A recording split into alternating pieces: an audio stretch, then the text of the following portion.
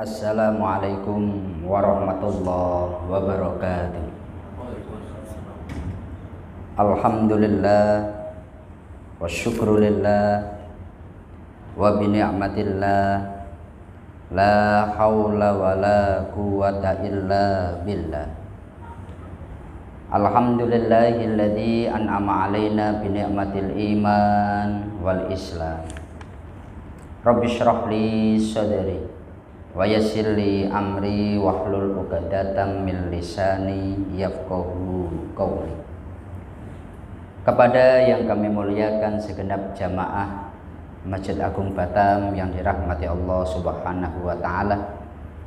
Seperti biasa setelah melaksanakan sholat zuhur, sejenak marilah kita mengikuti kajian tafsir Jalalain selama kurang lebih 10 menit ke depan. Marilah kita bersama-sama niat thalabul ilmi dan juga niat iktikaf di masjid kita ini, agar duduk kita bersama oleh Allah dicatat sebagai ibadah. Adapun pembahasan kita sekarang sampai pada ayat yang ke-7 di dalam surat Al-Fatihah. Bismillahirrahmanirrahim. Shiratal ladzina an'amta 'alaihim wa yubdalu minhu shiratal ladzina an'amta 'alaihim bil hidayah. Dan dibuat ganti dari kata shiratal mustaqim adalah kalimat shiratal ladzina an'amta 'alaihim, yang maknanya yakni jalan orang-orang an'amta yang telah engkau beri nikmat alaihim atas mereka. Jadi secara pemaknaan, ihdinas shiratal mustaqim, ya Allah tunjukilah kami jalan yang lurus. Jalan yang lurus itu apa? Yakni shiratal ladzina an'amta alaihim, jalannya orang-orang yang telah engkau beri nikmat atas mereka, yakni dengan sebuah hidayah. Maksudnya bagaimana? Dalam ayat ini kita saat membaca ihdinas shiratal mustaqim, ya Allah tunjukilah kami jalan yang lurus, maka jalan yang lurus itu sebagaimana Allah telah memberikan nikmatnya kepada orang-orang sebelum kita. Siapa mereka? Dalam hal ini mayoritas ulama mentafsirkannya dengan ayat yang lain. Sebagaimana di dalam tafsir Qurtubi, Imam Al-Qurtubi beliau menyampaikan wa jumhurul ulama, mayoritas ulama mengartikan orang-orang yang telah diberi nikmat itu siapa? Faulaika ma'alladzina an'amallahu alaihim minan nabiyyina wassiddiqina wasyuhada'i wassolihin, yakni dari golongan para nabi, dari golongan orang-orang yang siddiq, dari golongan orang-orang yang masuk kategori syuhada, dan dari orang-orang soleh. Maka ketika kita membaca shiratal ladzina an'amta 'alaihim, ya Allah tunjukilah kami jalan yang lurus, yakni jalannya para nabi, jalannya para syuhada, jalannya para orang-orang soleh, jalannya daripada as-siddiqin. Oleh sebab itu, kalau kita mengikuti nabi, berarti kita telah mendapatkan satu jalan yang lurus. Kalau kita mengikuti para syuhada, berarti kita telah mendapatkan satu jalan yang lurus. Kalau kita mengikuti orang-orang soleh, berarti kita juga mendapatkan jalan yang lurus. Sekarang ini banyak orang yang mengatakan kita nggak usah mengikuti ulama katakanlah langsung mengikut kepada Nabi, langsung mengikut kepada para sahabat, itu tidak benar. Kenapa? Karena ayat ini menegaskan selama orang-orang itu oleh Allah telah diberi nikmat, maka kita memohon, ya Allah tunjukilah kami jalan yang lurus, yakni jalan mereka, orang-orang yang telah diberi nikmat. Dalam hal ini ulama masuk kategori ini, karena ulama tentu masuk kategori as-sholihin. Dalam hal ini para sahabat ini masuk kategori ini. Dalam hal ini para syuhada masuk kategori ini. Makanya kalau di dalam tafsir Sawi, penjelasan daripada tafsir Jalalain dimaknai annal murada bil mun'ami alaihim al mu'minun.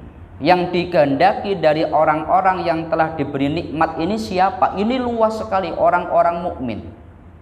Kalau kita mengikuti orang mukmin, berarti kita telah mendapatkan jalan yang lurus.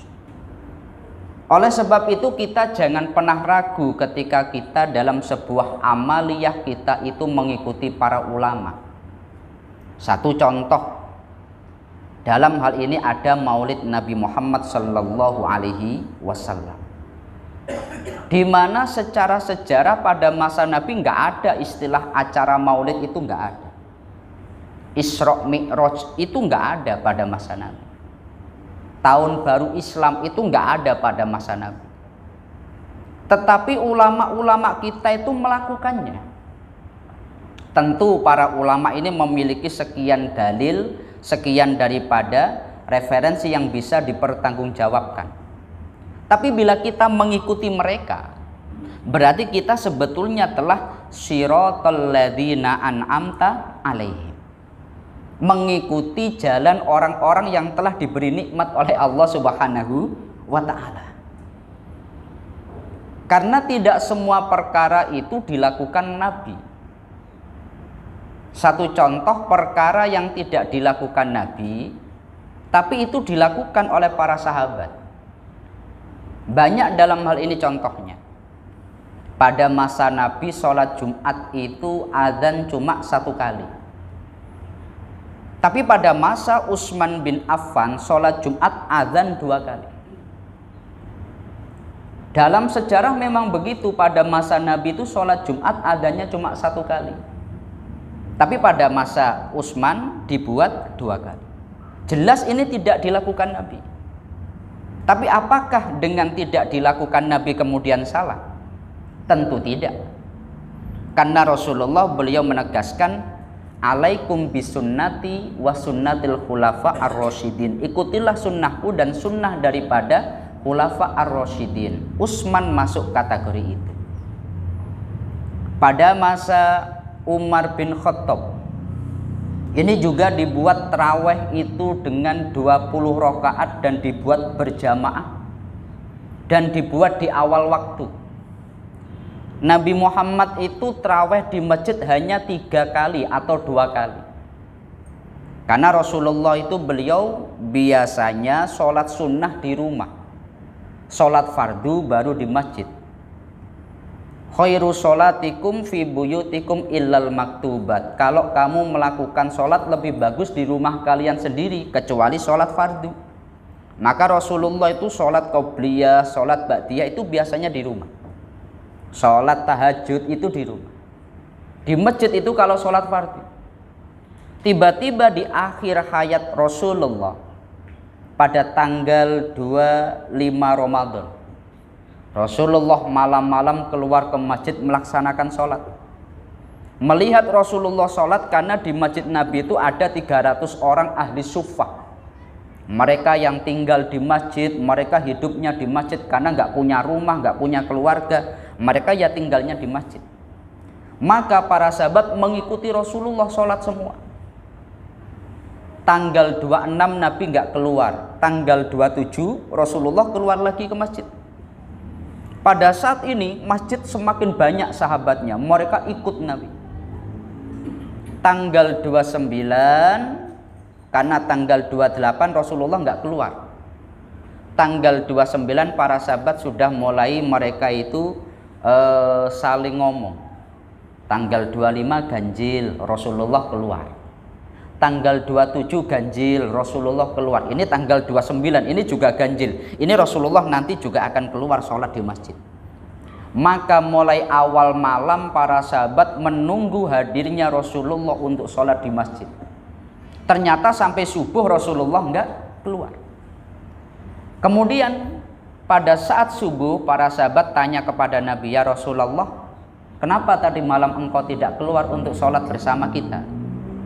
Jawaban Rasulullah, khosyitu antufrodo alaikum fatajizu anha. Aku ngerti kalian di masjid ngerti menunggu saya, tapi aku khawatir kalau aku keluar nanti sholat ini difardukan, dan kalau difardukan kalian malah gak kuat.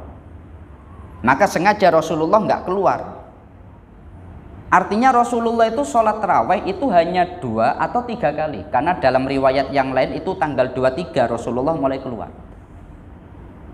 Tetapi pada masa Umar bin Khattab itu dibuat, karena setiap Ramadan pada masa Abu Bakar masjid itu banyak orang sholat sendiri-sendiri. Pada masa Umar bin Khattab juga sama, sholat sendiri-sendiri dan ramai. Maka pada masa Umar bin Khattab udah dibuat sholat tarawihnya berjamaah, ditetapkan 20 rakaat. Yang pada masa Nabi tengah malam sekarang dibuat awal setelah sholat isya. Ini tidak pernah dilakukan Rasulullah. Tapi apakah berarti dengan tidak dilakukan Nabi kemudian salah? Tentu tidak. Karena ada jaminan Rasulullah, alaikum bisunnati wa sunnatil khulafa ar-rasyidin. Ikutilah sunnahku dan sunnah daripada para sahabatku. Pun sama, Imam Asy-Syafi'i yang dia tidak sahabat, yang dia tidak tabi'in. Karena kalau Imam Malik beliau ada yang mengkategorikan sebagai tabi'in melihat sahabat. Kalau Imam Asy-Syafi'i itu beliau muridnya tabi'in. Imam Asy-Syafi'i itu beliau mengatakan, kullu ma lahu mustanadun minasyar'i falaysa bibid'atin. Selama satu amalia atau satu perkara memiliki landasan syariat yang bisa dibenarkan, maka itu tidak masuk kategori bid'ah yang dilarang, meskipun tidak dilakukan pada masa Rasulullah Shallallahu Alaihi Wasallam. Oleh sebab itu dalam hal ini cakupannya sebetulnya luas, karena makna daripada an'amta alaihim itu mayoritas ulama tafsir mengartikannya minan nabiyina wasyuhada minan nabiyina wasiddiqina wasyuhada wasyolihin. Orang-orang yang telah diberi nikmat dan kita mohon untuk bisa mengikuti mereka itu siapa? Para nabi, para syuhada, para orang-orang siddiq, orang-orang yang membenarkan agama tidak ada keraguan sedikit pun, dan orang-orang soleh. Maka umpamanya guru kita, ulama-ulama kita, setelah sholat senantiasa dzikir. Lah kita ketika ihdinas sirotol mustaqim, sebetulnya kita berdoa, ya Allah, semoga engkau tunjukkan kepada kami jalan yang lurus, yakni jalan daripada orang soleh. Salah satu orang soleh guru kita. Kalau kita setelah sholat bisa dzikir, berarti kita telah mendapatkan nikmat itu. Guru-guru kita setelah sholat senantiasa doa, kita kok melakukannya, berarti kita termasuk doanya siratal ladzina an'amta alaihim ini dikabulkan Allah Subhanahu wa ta'ala. Dan ini juga menjelaskan tentang adanya nikmat Allah itu sangat banyak. Karena apa? Nikmat yang telah diberikan kepada orang-orang sebelum kita itu banyak. Makanya di dalam tafsir Sawi di sana disebutkan lafadz an'amta fayasmalu kulla nikmatin, memasukkan semua jenis nikmat. Ada nikmat yang bersifat ruhani, roh atau yang tidak tampak. Ada nikmat yang bersifat jasmani. Ada nikmat yang bersifat duniawi, dunia.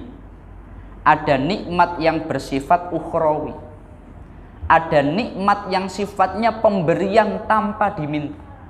Jadi ada nikmat yang sifatnya itu wahbiyun, bukan wahabi tapi wahbiyun, pemberian Allah. Satu contoh, kita nggak pernah minta oleh Allah kita diberi nyawa, itu adalah nikmat itu. Bahkan menurut Imam Ar-Razi dalam tafsir beliau, awwalu nikmatin, nikmat pertama yang diberikan kepada kita itu nyawa. Kita kan nggak pernah minta, tiba-tiba oleh Allah kita diberi nyawa.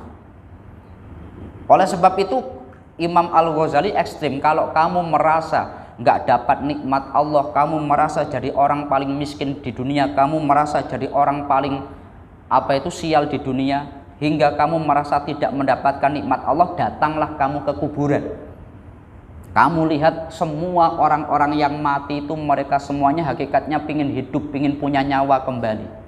Lah kamu oleh Allah masih diberi nyawa.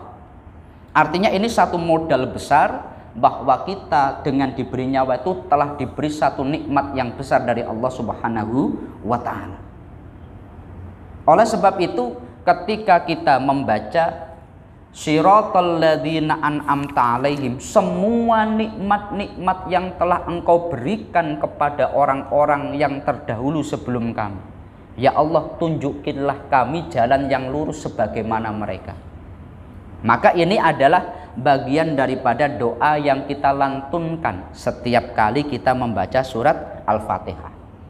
Maka semoga kita semuanya bisa senantiasa mengikuti Rasulullah, mengikuti para sahabat, mengikuti para ulama-ulama solih, yang tentu saja dalam hal ini dengan kita bisa mengikuti mereka, berarti kita telah mendapatkan nikmat, yakni jalan yang lurus sebagaimana mereka.